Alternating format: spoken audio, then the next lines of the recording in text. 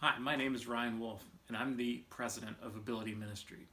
Today, I want to talk to you about the important issue of reporting abuse and neglect. This is something that nobody really likes to talk about, but this is something that everyone in ministry will encounter, whether you are a staff member or a volunteer. So, today, I want to give you some facts and some practical tools on what to do when you find yourself in these situations. There are a lot of reasons why churches go to court. In 2017, the top 5 reasons why churches went to court involved when churches got involved in insurance disputes, zoning disputes, personal injuries, property disputes, and no surprise, the number one reason why churches went to court in 2017 was because of reports of sexual abuse of children. Now, interestingly enough, over the past 20 years, only 1 year was that not the number one reason why churches found themselves in court. This is an issue that all churches will find themselves in, whether they suspect a child within their ministry has been abused or is being abused or neglected. Whether or not you say something about it means a great deal, especially to the child or the person involved.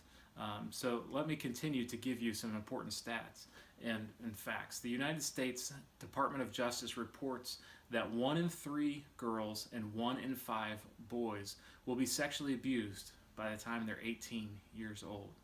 That's a staggering number. Now, but let me tell you how staggering it is when you enter into this equation the fact that a child may have a disability or an intellectual disability. You see, children with disabilities will be abused at 3 times that rate of typical children. And children with intellectual and developmental disabilities will be abused at 5 times that rate of typical children. So you see, compared to the general population, people with intellectual and developmental disabilities are at the greatest risk of abuse. They are the highest abused people group in our world. They are 4 times to 10 times more likely to be abused than the general population. People with intellectual and developmental disabilities tend to be abused more frequently. They're abused for longer periods of time. They are less likely to access the justice system. They are more likely to be abused by a caregiver or someone that they know, and are more likely to remain in abusive situations. These are the facts. Now, you might ask yourself the question, why? Why does this happen? Well, people with intellectual and developmental disabilities are perceived to be as weak and less likely to report. This makes them an easy target for people who are abusers. People with intellectual and developmental disabilities are often isolated. They don't come in contact with a lot of people, so again, they are viewed as easy targets. People with intellectual and developmental disabilities often find it difficult to report abuse effectively.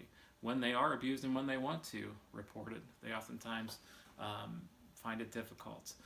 People with intellectual and developmental disabilities fear that they will not be believed if they do report it. And because of the general negative worldview of people with intellectual and developmental disabilities. This negative worldview has existed for all of time. People have been viewed as less than, less valuable, and this again makes them an easy target. So the question then comes, when should you report abuse or neglect? And another question might be, who should report abuse or neglect? So let's jump into this, okay? Some more facts here. 28 states and Guam currently include clergy as mandated reporters. So if you suspect or you know of neglect or abuse, you are a mandated reporter depending on what state you live in. If we get it a little bit broader, there are 18 states and Puerto Rico that include anyone who suspects child abuse or neglect as a mandated reporter. So that means whether you're clergy or not, whether you're a ministry leader or not, whether you're a volunteer or not, if you suspect it and don't report it, you could be in trouble. Because every state is different, it's important to look some of these things up by state.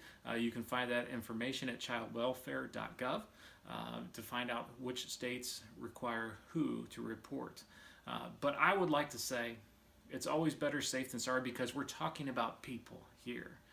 So there's a saying that's been going around in a lot of different circles, whether it be bullying in schools, whether it be gun violence in schools, whether it be things of national security. It's this phrase: if you see something, say something.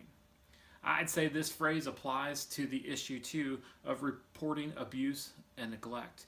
If you see something, say something. It's just the best policy to have, regardless of what your state requires as far as who is and who is not a mandated reporter. If you see something, say something.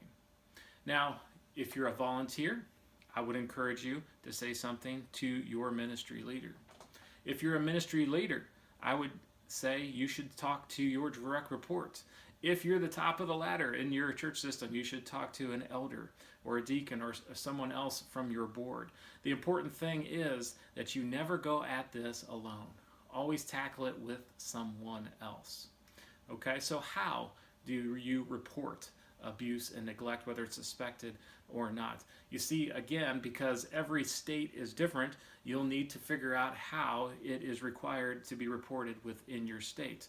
So if you suspect child abuse or neglect, a great place to start is childwelfare.gov. From there, you can see the reporting procedures for each and every state. If you suspect abuse or neglect involving a person with intellectual or developmental disability, again, from state to state, it's different. So you'll want to get in contact with your local Board of Developmental Disabilities.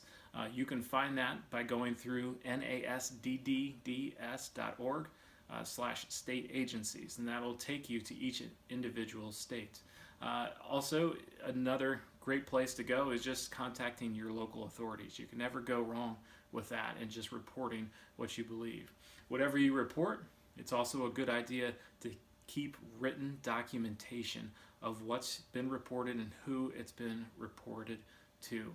For further research on this important topic, check out churchlawandtax.com. They're a part of Christianity Today, childwelfare.gov, disabilityjustice.org.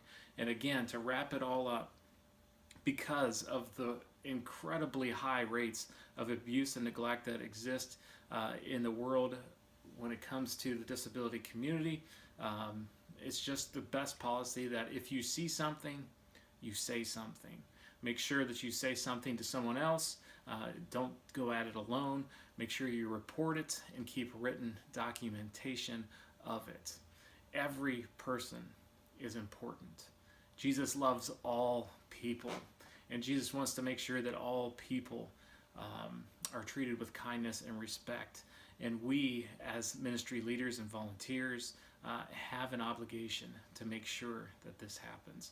So I hope that next time you see something, you'll be brave enough to say something, because it's so important to report abuse and neglect.